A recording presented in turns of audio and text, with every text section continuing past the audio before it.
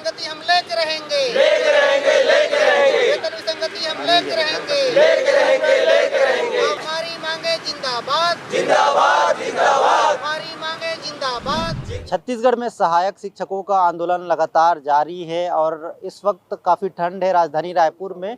और अभी की तस्वीर आपको मैं दिखाना चाहूँगा। ये देखिए बड़ी संख्या में जो सहायक शिक्षक कर्मी है वो यहाँ पर पहुँचे हुए हैं और काफ़ी लोग यहाँ पर मौजूद है और अपने मांगों को लेकर यहाँ पर आए हुए हैं। किन किन मांगों को लेकर ये मांग करने यहाँ पर पहुँचे हैं उन्हीं सभी चीज़ों के लिए बातचीत करेंगे, समझेंगे और यहाँ पर जो लोग हैं उनसे भी बातचीत करेंगे। भैया कितने लोग हैं और यहाँ पे क्या मांग लेकर आए हैं? हमारी सिर्फ एक ही मांग है जी सहायक शिक्षकों की वेतन विसंगति दूर करना। जी जब यह सरकार सत्ता में नहीं थी, विपक्ष में बैठा करते थे। आज जो माननीय मुख्यमंत्री जी उस समय वो प्रदेश के अध्यक्ष थे जी और उन्होंने जब हमारा सम्मेलन हुआ 1 जुलाई 2017-18 की स्थिति में, तो उन्होंने साफ साफ कहा था वर्ग 1 और 2 को तो लाभ है लेकिन वर्ग 3 के साथ धोखा हुआ है। जी तो मैं माननीय मुख्यमंत्री जी से इसके बारे में कई बार हमने उनसे मिला, आवेदन निवेदन विज्ञापन सब कुछ हुआ। तो उन्होंने जो है कहा था, अभी 3 महीने पहले हमारा आंदोलन था तो एक दिन पहले उन्होंने बुलाया और हम लोगों को, हमारे प्रतिनिधि मंडल को उन्होंने साफ साफ कहा कि आपकी जो वेतन विसंगति की समस्या है 3 महीने में दूर कर दी जाएगी। उन्होंने अपने फेसबुक में भी, ट्विटर में भी और ढेर सारे सूचना प्रसारण माध्यमों से उसको जारी किया था। लेकिन 3 महीना बीत जाने के बाद भी एक कमेटी का निर्माण किया था, न तो आज तक कमेटी की रिपोर्ट आई, न माननीय मुख्यमंत्री जी जो उन्होंने वादा किया था, लिखित में भी वादा किया था, आज तक वो पूरा नहीं हो पाया। इसी से नाराज होकर हम लोग जो है 11 तारीख से अनिश्चितकालीन आंदोलन पे हैं और जब तक हमारी मांग पूरी नहीं हो जाती हम आंदोलन करते रहेंगे। यहाँ कितने लोग मौजूद हैं? अभी तो कुछ कम दिख रहे हैं लेकिन कितने लोग हैं टोटल यहाँ पे? हम लोग हमारे पूरे प्रदेश में हमारी संख्या 1,09,000 और दिन में आप देखे होंगे कि लगभग सभी लोग आते हैं। हमारे विभिन्न वीडियो के माध्यम से सब चीज़ आप तो लोग देख चुके हैं। लेकिन रात में हमने यहाँ पर जो है खाने की व्यवस्था की है। जो भी साथी यहाँ पर रुकते हैं, वो चाहे वो महिलाएं हों, चाहे हमारे सहायक शिक्षक फेडरेशन के सदस्य हों, जो भी रुकते हैं यहाँ पर रहते हैं और होते हैं, यहाँ पर रुकते हैं और खाना पीना खाते हैं और सोते हैं। आप कहाँ से आए दादा? मैं कवर्धा से आया हूँ, सहसपुर हरा विकास खंड से। जी जी तो ये इतना ठंड है उसके बाद भी इतना बड़ा आंदोलन करने की क्या नौबत आ गई? क्या समस्या आ रही है घर में इस सैलरी से? सबसे बड़ी समस्या है हम सहायक शिक्षकों का वेतन विसंगति। जहाँ वर्ग 1 और वर्ग 2 का वेतन जो है वो समान है, वहीं वर्ग 3 के साथ काफी असमानता है। अभी जितना मिल रहा है उससे घर चल रहा है कि नहीं चल रहा है? क्या दिक्कत आ रही है? घर चला है लेकिन सम्मान नहीं है। हमें सम्मान चाहिए, शिक्षक का सम्मान चाहिए जो शिक्षक का होना चाहिए, जिससे हमारी आर्थिक क्षति जो 10 से 15 हज़ार रुपये मासिक हो रही है, ये हमें चाहिए। कुछ और लोग हैं उनसे भी बातचीत कर लेते हैं। कहाँ से आए? आप कहाँ से आए? मैं सुकमा जिला से आया हूँ। तो नक्सल प्रभावित जिला है। वहाँ बच्चे को कौन सी क्लास में पढ़ाते हैं आप? मैं पहली से लेकर 5वीं तक पढ़ाता हूँ जी। और वहाँ कितने साल हो गए पढ़ा रहे हैं वहाँ?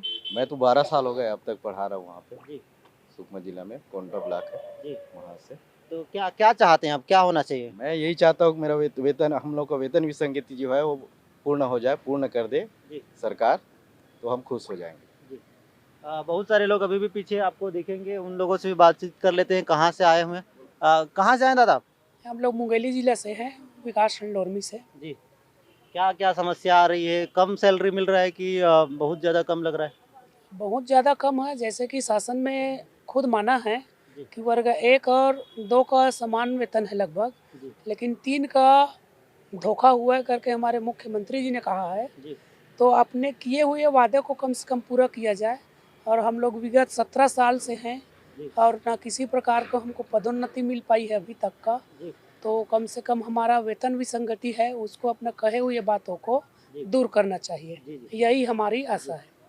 दादा कहाँ से आए आप? आपको नींद लग रहा है लगता है? नहीं, मैं कांकेर जिला से आया हूँ। बस्तर से आप भी? जी। कितने सालों से पढ़ा रहे हैं? मैं 11 साल से पढ़ा रहा हूँ। अच्छा, तो रात को यहीं रहना होता है खुले में? जी।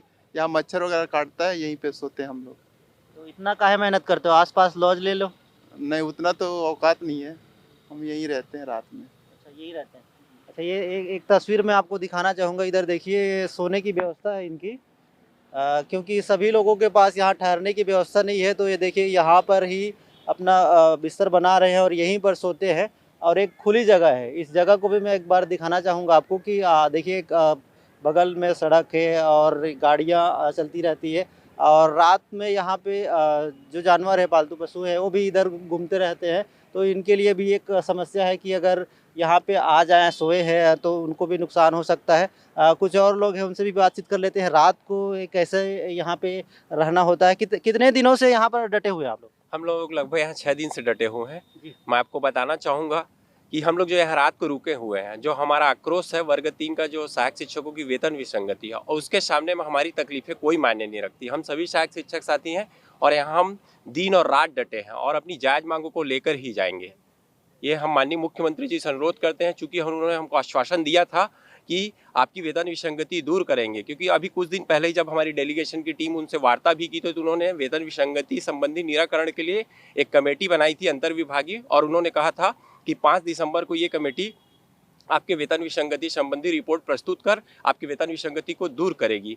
लेकिन चूंकि 5 दिसंबर का समय पूरा हो चुका था और उन्होंने रिपोर्ट सार्वजनिक नहीं किया, तो मजबूरन जो हम सहायक शिक्षक अभी स्कूल की शोभा और गरिमा हुआ करते थे, और हम बच्चे को जो प्राथमिक नींव होती है बच्चों की शिक्षा की, वो हम मजबूत करते हैं। लेकिन आज मजबूरन हमें रोड पे आना पड़ा है और माननीय मुख्यमंत्री जी से अनुरोध करते हैं वो हमारी मांगे जल्द से जल्द पूरी करें, ताकि हम बच्चों को भविष्य निर्माण करें। बहुत समय से स्कूल बंद भी था कोरोना के कारण। अब स्कूल खुले हैं, तब आप लोग इधर आ गए हैं, तो बच्चों की पढ़ाई तो काफ़ी प्रभावित हो रही होगी।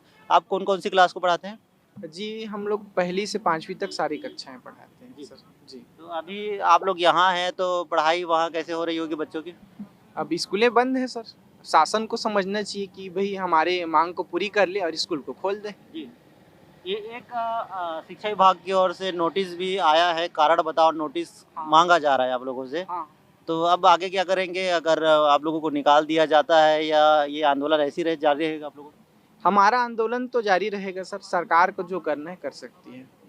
जी, एक और बात बता दीजिए, यहाँ पे जान का खतरा मैं महसूस कर पा रहा हूँ क्योंकि खुले।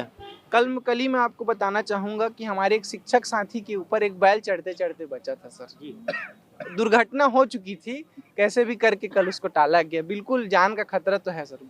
अरे तो आप लोग कहीं और धर्मशाला वगैरह में नहीं रुक सकते क्या? अब है सबके पास सर, आर्थिक स्थिति सबकी वैसी नहीं है सर कि वो धर्मशाला में रुक सके। क्या कह रहे थे आप? मैं आपको बताना चाहूँगा सर, चूंकि हम अपनी जायज़ मांगों को लेकर हमने एक निश्चित जगह को चुना है और हम इस जगह पे बैठ के शासन का ध्यानाकर्षण चाहते हैं कि ये जगह जो हमारी कर्म भूमि, हम इस जगह से ही हम अपने जायज़ मांग वेतन विसंगति को लेकर जाएंगे।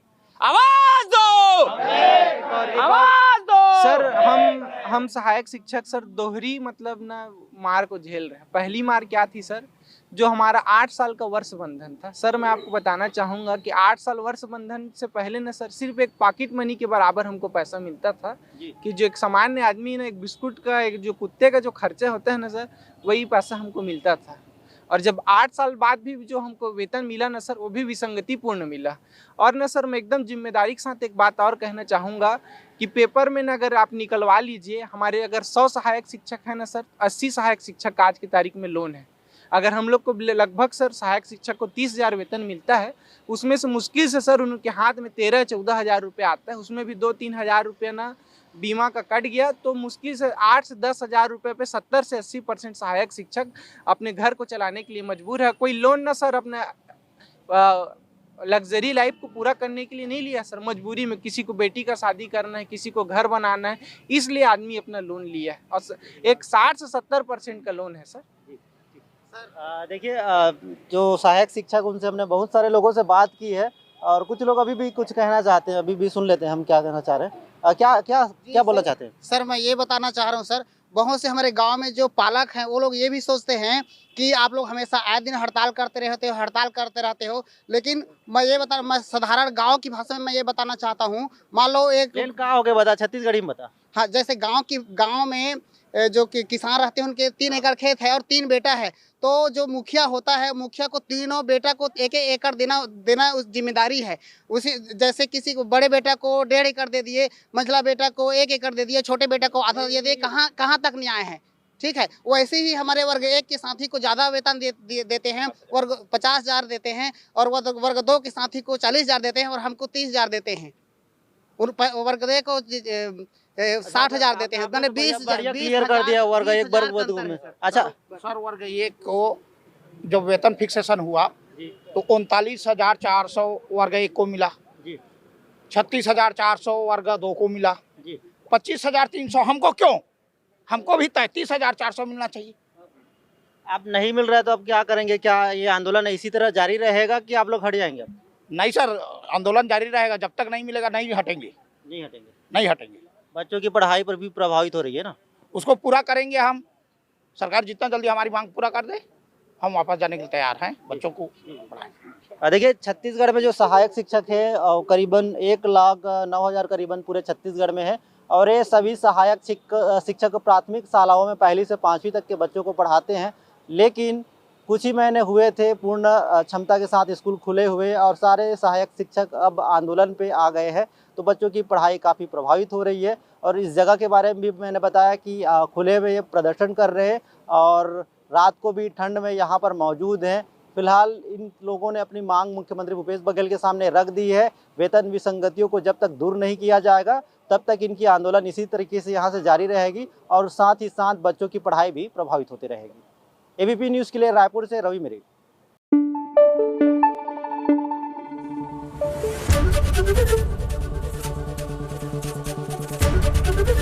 एबीपी न्यूज़ आपको रखे आगे।